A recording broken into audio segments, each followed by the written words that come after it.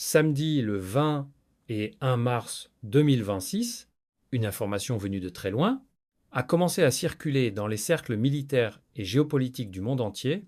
Une base stratégique, perdue au milieu de l'océan, aurait été visée par des missiles tirés depuis l'Iran, une distance de plusieurs milliers de kilomètres. Une trajectoire impressionnante.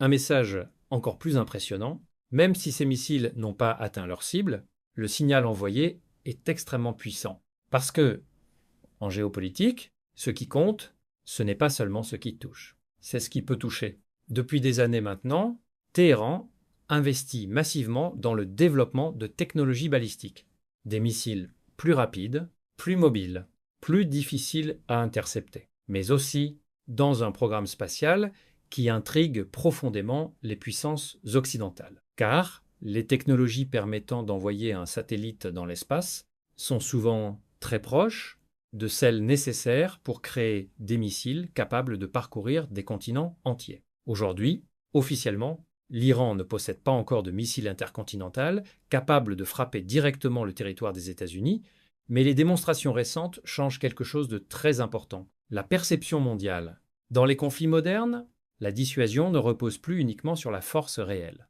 Elle repose aussi sur la capacité à créer le doute, à faire réfléchir l'adversaire, à lui faire se demander « et s'il pouvait vraiment nous atteindre ?» Alors la vraie question n'est peut être pas. L'Iran peut-il frapper l'Amérique aujourd'hui? Mais plutôt, est-ce qu'il est en train de prouver qu'il en sera capable demain? Parce que dans l'histoire des grandes puissances, les plus grandes ruptures militaires n'ont jamais été annoncées. Elles ont été démontrées